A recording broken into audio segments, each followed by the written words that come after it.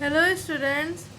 आज मैं आपको टेस्ट कराने जा रही हूँ चैप्टर 5 का, जिसमें आपको इम्पोर्टेंट क्वेश्चन सारे मिलेंगे जो आपके एग्ज़ाम में आ सकते हैं। तो ध्यान से क्वेश्चन को पढ़ के उसका आंसर आप लिख के आप अपनी नोटबुक निकाल लें और उसमें अपना आंसर लिख लें, और फिर मैं आंसर मैच कराऊंगी। अगर आपका आंसर सही हो तो आप अपने मार्क्स दे दीजिएगा, वहाँ लिख लीजिएगा और टोटलिंग करके कमेंट बॉक्स में भेज सकते हैं। टोटल मार्क्स 25 है। ये 25 मार्क्स का टेस्ट है। तो आउट ऑफ 25 आपके कितने मार्क्स आएंगे आपको टोटलिंग करके कमेंट बॉक्स में बताना है। तो चलिए स्टार्ट करते हैं आज का test. Question number 1, B2B commerce means. B2B commerce का मतलब क्या है? ये ऑप्शन है, इसमें से कौन सा होगा?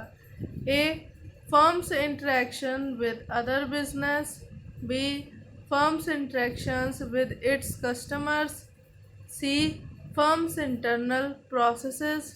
D, none of the above. इनमें से कौन सा ऑप्शन करेक्ट है? टाइम दे रहे हैं, आप अपनी नोटबुक में लिख लीजिए।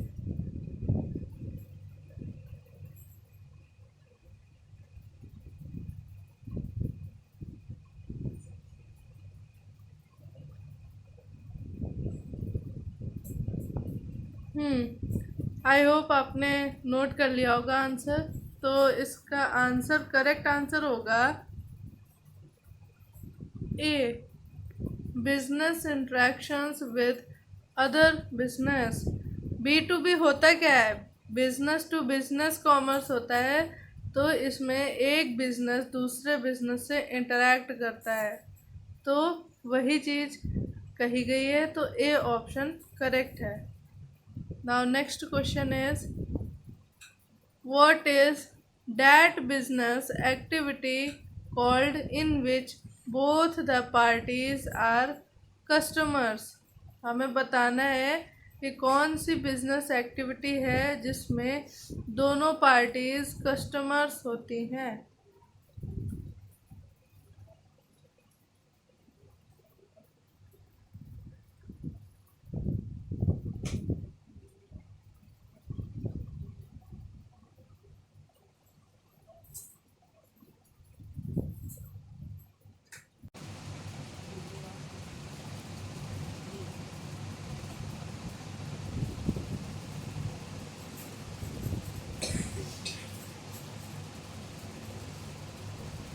आई होप आपने आंसर लिख लिया होगा, तो आंसर मैच कर लीजिए। इसका आंसर होगा C2C कॉमर्स। C2C कॉमर्स का मतलब है कस्टमर टू कस्टमर कॉमर्स। तो इस क्वेश्चन में यही कहा गया है कि ऐसी कौन सी बिजनेस एक्टिविटी है जिसमें both parties are the customers. तो यहाँ पर इसका आंसर होगा C2C commerce. Now next question is, e-commerce does not include. E-commerce इनमें से कौन सी चीज़ इंक्लूड नहीं करता है? A businesses interactions with its suppliers. B, a businesses interactions with its customers. C, interaction among the various departments within the business. D, interactions among the geographically dispersed units of the business। इनमें से कौन सा option आपका correct है? Note down करिए।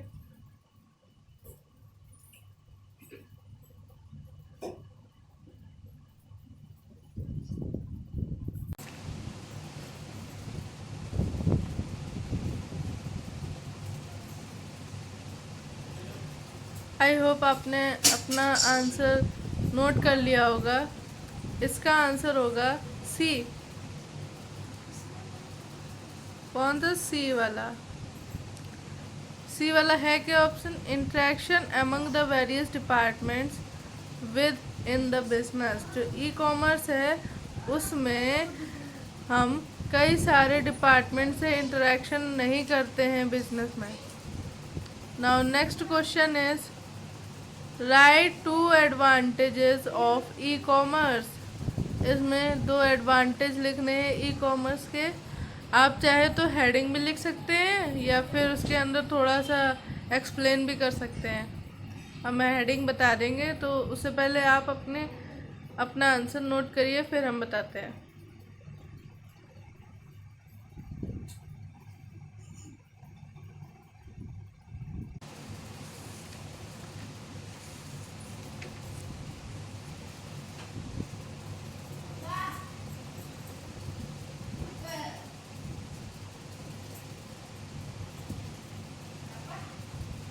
I hope आपने answer note कर लिया होगा। तो हम हेडिंग बता दे रहे हैं, आप उसके अंदर एक्सप्लेन कर सकते हैं। तो पहली हेडिंग है world wide reach, second is quick solution to the doubts, third is saving of time etcetera. तो आप इनमें से कोई से भी 2 लिख सकते हैं। Now next question is state any 3 differences between E business and traditional business. हमें कोई से 3 डिफरेंस बताने ई बिजनेस और ट्रेडिशनल बिजनेस में। आप सोच रहे होंगे ट्रेडिशनल बिजनेस बताया नहीं है। ट्रेडिशनल बिजनेस जो पहले होता था, जिसमें इंटरनेट का कोई भी इंटरफेयर नहीं था, सब ऐसे ही होता था, तो वो ट्रेडिशनल बिजनेस है। और ई बिजनेस, जो बिजनेस हम लोग इंटरनेट पे करने लगे हैं, जैसे कि ऑनलाइन डिलीवरी, ऑनलाइन हम कोई भी सामान खरीदते हैं, तो ये ऑनलाइन कोई भी चीज़ बेचते हैं, तो ये हो गया ई बिजनेस। तो इन्हीं दोनों का डिफरेंस है। तो आप अपना डिफरेंस लिख लीजिएगा। Now next question is what is KPO। तो आप इसमें KPO की फुल फॉर्म लिख सकते हैं और उसको एक्सप्लेन कर दीजिएगा डेफिनेशन लिख के।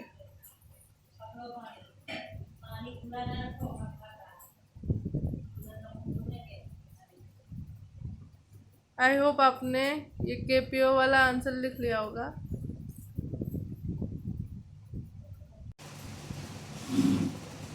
तो KPO की फुल फॉर्म होती क्या है?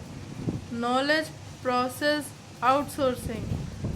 तो इसका मतलब क्या होता है? KPO एक high level educational knowledge process है। इसमें हम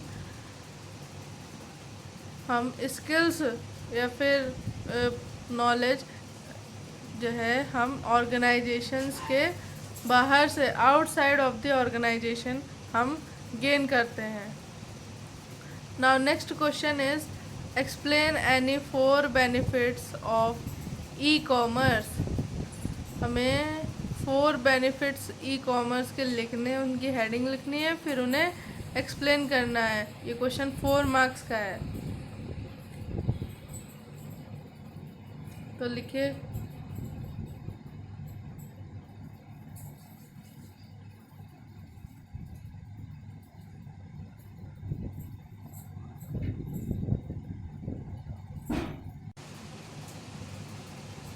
अभी आप थोड़ा ही थोड़ा एक्सप्लेन कर लीजिए। एग्ज़ाम में आपको इसे कम से कम 5 से 6 लाइन में तो एक्सप्लेन करना ही है।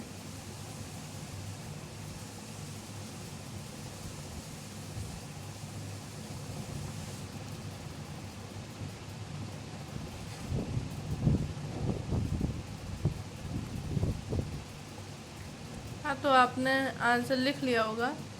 हम हेडिंग बता दे रहे हैं, आप मैच कर लीजिए। तो इसमें पहली हेडिंग है world wide reach, second is saving of time, और थर्ड है इजी डिस्ट्रीब्यूशन प्रोसेस, फिर फोर्थ होगी quick solution to the doubts. और भी हेडिंग्स हैं, आपको सिर्फ 4 लिखनी थी तो मैंने 4 बताई है। अगर आप अपनी बुक से भी मैच कर सकते हैं। अगर आपने कोई और हेडिंग लिखी है तो आप बुक से मैच करके आप अपना करेक्ट कर सकते हैं। Now next question is, what do you understand by ATM? Highlight the utilities of ATM. तो इसमें आपको ATM की फुल फॉर्म ज़रूर लिखनी है। आपसे कहा जाए या ना कहा जाए, कोई भी शॉर्ट फॉर्म दिया है तो उसका फुल फॉर्म लिख के फिर उसकी मीनिंग एक्सप्लेन करके, और इस क्वेश्चन में तो यूटिलिटीज़ भी पूछी गई हैं तो आप यूटिलिटीज़ भी लिख दीजिए।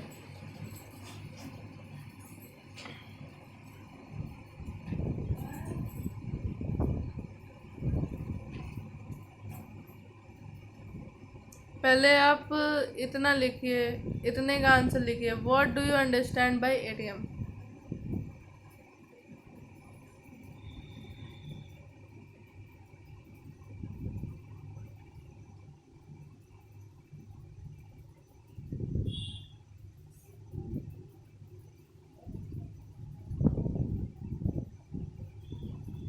आई होप आपने इतने का आंसर लिख लिया होगा। तो ATM की फुल फॉर्म क्या होती है? Automated teller machine. ये मशीन होती कैसी है? ये एक तरीके के टेलर की जगह का काम करती है, जिसमें किसी भी पर्सन का यूज़ नहीं होता है। बिना किसी पर्सन के ये छोटे मोटे ट्रांजेक्शन्स कर सकती है, और इससे हम मनी विड्रॉ भी कर सकते हैं और अपने बैंक अकाउंट में डिपॉजिट भी कर सकते हैं इससे, और छोटे मोटे खर्चे भी भर सकते हैं, जैसे कि electricity bill, water bill, house bill. तो यही ATM मशीन का काम होता है। नाउ नेक्स्ट इसी क्वेश्चन का पार्ट है, highlight the utilities of ATM।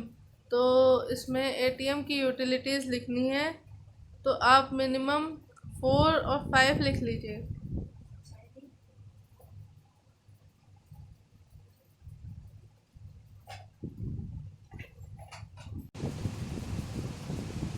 Heading लिख लीजिए, एक्सप्लेन आप बाद में कर लीजिएगा।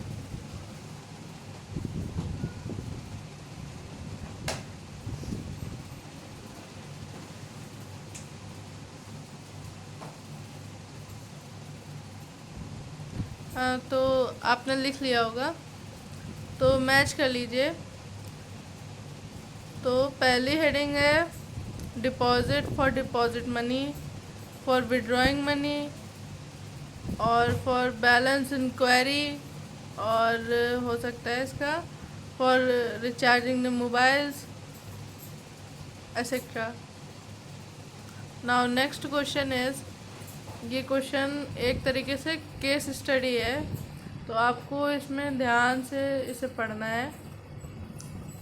तो चलिए स्टार्ट करते हैं। The OPO jewellery store does retail business of jewellery at a very large scale. एक OPS ज्वेलरी स्टोर है जिसका रिटेल बिजनेस है ज्वेलरी का बहुत बड़ी स्केल में। This firm has to pay a lot of attention to advertisement. तो इस फर्म को बहुत ही ध्यान देना पड़ता है एडवर्टीजमेंट पे। The owners of the firm are aware that if they spend more time on advertisement, some other important activities are left weak।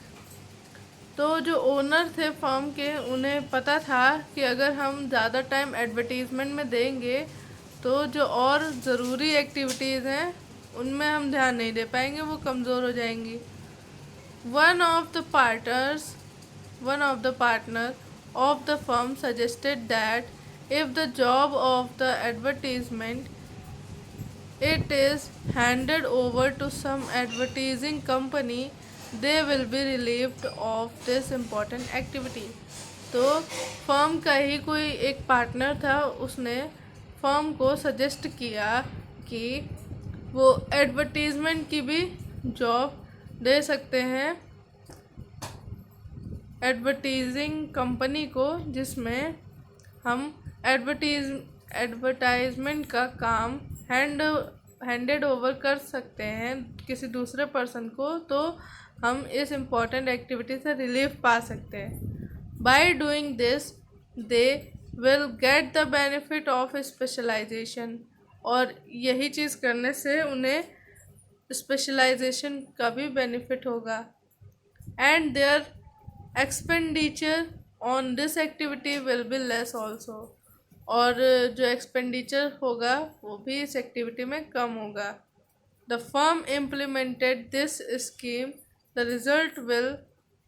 Result which proved to be quite positive. तो जब यही प्लान इम्प्लीमेंट किया गया तो जो result पाया गया वो थोड़ा पॉजिटिव अच्छा पाया गया। टुडे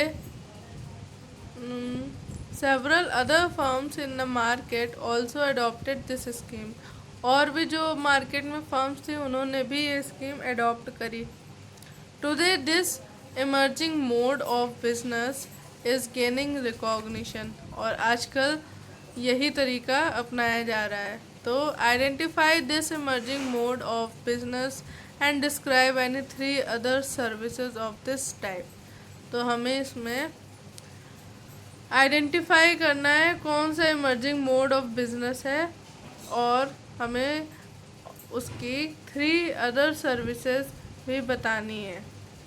इसी टाइप के इमर्जिंग मोड ऑफ बिजनेस की 3 अदर सर्विसेज बतानी है। तो आइडेंटिफाई करिए। ये बहुत ही इम्पोर्टेंट क्वेश्चन है। ऐसे क्वेश्चन आपको मिल जाएंगे जिसमें आपको अच्छे से क्वेश्चन को पढ़ना है, समझना है, फिर उसके बाद उसका आंसर लिखना है।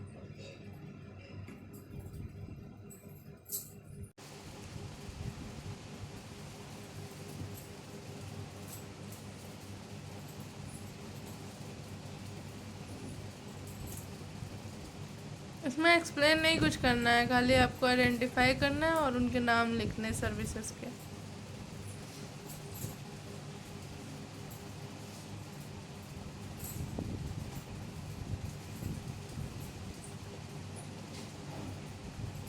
आई होप आपने लिख लिया होगा। तो इसका आंसर होगा आउटसोर्सिंग ऑफ सर्विसेज। ये है इमर्जिंग मोड ऑफ बिजनेस, ये टाइप है इमर्जिंग मोड ऑफ बिजनेस का। तो ये हमें आइडेंटिफाई करना था, तो ये आइडेंटिफाई कर लिया। Outsourcing of outsourcing of service, हाँ, आउटसोर्सिंग ऑफ सर्विसेज। तो इसी की और 3 सर्विसेज आपको लिखनी है कम से कम। तो इसकी 3 सर्विसेज कौन सी हैं? Financial services, courier services, customer support service. तो ये 3 सर्विस है। तो इतना छोटा सा आंसर है, लेकिन आपको 5 मार्क्स मिल जाएंगे। इसमें आपको ज़्यादा एक्सप्लेन भी नहीं करना पड़ता है। तो आपको अच्छा लगा हो तो मेरे चैनल को लाइक कर दीजिएगा, सब्सक्राइब कर दीजिएगा, जिससे कि आपको मेरी वीडियोस की नोटिफिकेशन सबसे पहले आप तक पहुंच जाएंगी। और मेरे चैनल को अपने ज़्यादा से ज़्यादा फ्रेंड्स तक शेयर करिएगा। और अगर कोई भी डाउट हो तो कमेंट करिएगा। और हाँ, इस टेस्ट के जो भी आपके मार्क्स हों वो कमेंट सेक्शन में ज़रूर मेंशन करिएगा, उसके लिए आपको अप्रिशिएट भी किया जाएगा। तो चलिए, आज का टेस्ट यहीं फिनिश होता है। अब कल की वीडियो में मिलेंगे। So take care and okay, bye bye.